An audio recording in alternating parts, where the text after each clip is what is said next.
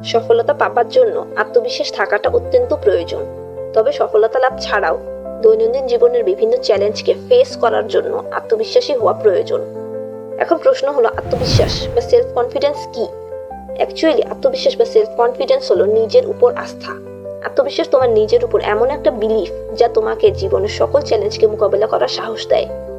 এটি তোমার শরীর স্বাস্থ্য, কাজ, সম্পর্ক এবং সামাজিক জীবনকে প্রভাবিত করতে পারে। হয়তো ব্যর্থ হওয়ার ভয়ে তুমি কোনো কাজ করো না, নিজের পয়েন্ট অফ ভিউ লোকের সামনে তুলে ধরতে পারো না, নিজের ট্যালেন্টকে এক্সপ্লোর করার না জানি কত সুযোগ তুমি মিস করেছো এই আত্মবিশ্বাসের অভাবে। এভাবেই চলতে থাকলে তুমি একসময় নিজেই নিজেকে বোঝা ভাবতে শুরু করবে আর জীবনের লম্বা রেসে পিছিয়ে পড়বে। তাই আজ এই মুহূর্ত থেকে তোমাকে তোমার সেলফ কনফিডেন্স বাড়ানোর চেষ্টা করতে হবে। গ্যারান্টি দিয়ে বলতে পারি, আজকের এই ভিডিওটি তোমার লাইফকে পাল্টে দিতে চলেছে। যদি সত্যিকার অর্থে সেলফ কনফিডেন্ট হতে চাও তবে ভিডিওটি না টেনে পুরো দেখবে। So let's start the video. To know yourself. আচ্ছা বলো তো, কখনো কি পরীক্ষায় এমন কোনো কোশ্চেনের অ্যান্সার করেছো যেটা তুমি কখনোই পড়োনি? হয়তো যেসব টপিক সম্পর্কে তোমার একটু হলেও নলেজ আছে সে সম্পর্কিত কোশ্চেনগুলোর অ্যান্সার করেছো, কিন্তু অজানা বিষয়গুলোর অ্যান্সার কখনোই করোনি, কারণ সেগুলো সম্পর্কে তুমি জানোই না। কোনো বিষয় সম্পর্কে যদি তুমি না জানো তবে কনফিউশনের সৃষ্টি হয়। কনফিউশন থেকে সন্দেহের উৎপত্তি ঘটে, আর যেখানে সন্দেহের সৃষ্টি হয় সেখানে কনফিডেন্স লেভেল কমতে শুরু করে।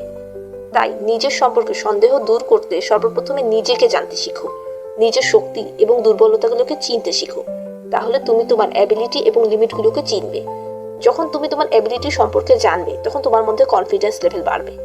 এর পাশাপাশি তুমি তোমার দুর্বলতাগুলোকেও চিহ্নিত করে সেগুলোকে ধীরে ধীরে কাটিয়ে ওঠার চেষ্টা করো। দুর্বলতাগুলোকে ধীরে ধীরে অতিক্রমের মাধ্যমে তোমার কনফিডেন্স লেভেল আরও বৃদ্ধি পাবে। Be kind to yourself.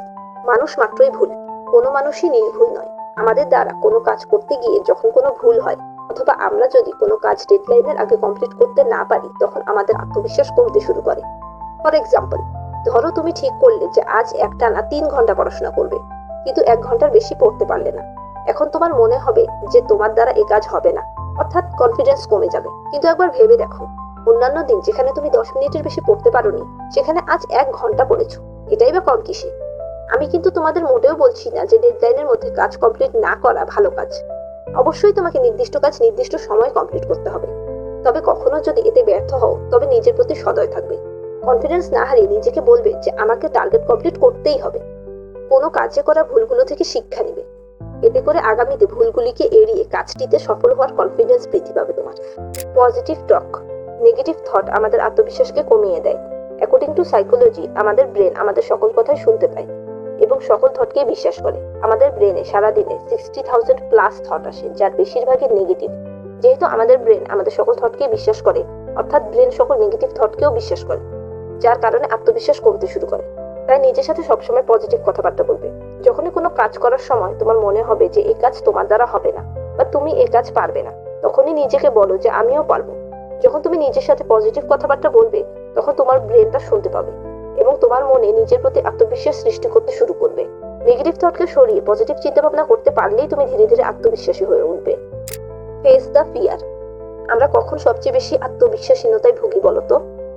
Right, যখন আমরা কোনো বিষয়কে বা কোনো সিচুয়েশনকে ভয় পাই বা আনকমফোর্টেবল ফিল করি। অ্যাকচুয়ালি যে কাজগুলি সচরাচর করা হয় না বা যে কাজগুলি সম্পর্কে আমাদের জ্ঞান কম থাকে সেসব কাজ করতেই ভয় সৃষ্টি হয়। এই কাজগুলো করার সময় তোমার কনফিডেন্স সবচেয়ে কম থাকে, ফলে এই কাজগুলো করতে আরো বেশি বেশি ভুল হয়, যার কারণে কনফিডেন্স আরো কমে যায়। তাই প্রতিদিন অন্তত একটি কাজ করবে যেটা করতে তোমার ভয় হয়। সহজ কাজগুলো থেকেই শুরু করবে, যেমন একা দোকানে গিয়ে কোনো ছোটখাটো জিনিস কেনা, দোকানদারের সাথে দর কষাকষি করার চেষ্টা করা, কোনো ফাংশন অ্যাটেন্ড করা ইত্যাদি। প্রতিদিন এমন কাজগুলো করার ফলে তোমার মন থেকে ভয় কেটে যাবে। তোমার মধ্যে ভয়গুলো ফেস করার আত্মবিশ্বাস গড়ে উঠবে। ফিট থাকা। কথায় আছে, একটা সুস্থ শরীরে একটা সুস্থ মনের বাস থাকে, তাই শরীরকে সুস্থ রাখবে।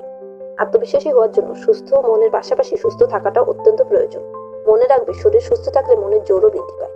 তাই শরীরকে সুস্থ রাখতে প্রতিদিন অন্তত 30 থেকে 40 মিনিট এক্সারসাইজ করবে। প্রতিদিন সকালে মেডিটেশন করার চেষ্টা করবে। স্বাস্থ্যকর খাবার খাবে এবং বেশি করে পানি পান করার অভ্যাস করবে।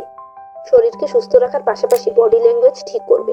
বডি ল্যাঙ্গুয়েজ অনেক ক্ষেত্রে তোমাকে কনফিডেন্ট দেখাতে হেল্প করে। দাঁড়ানোর অথবা বসার সময় মেরুদণ্ড সোজা করে রাখবে, কাঁধ বেশি ঝুঁকে রাখবে না। লোকের সাথে যখন কথা বলবে তখন মুখে সামান্য স্মাইল রেখে চোখে চোখ রেখে কথা বলবে। এতে করে তোমাকে কনফিডেন্ট দেখাবে। তো বন্ধুরা, ভিডিওটি ভালো লেগে থাকলে ভিডিওতে একটি লাইক করে দাও এবং এমন আরো ভিডিও পেতে চ্যানেলকে সাবস্ক্রাইব করে পাশে থাকো।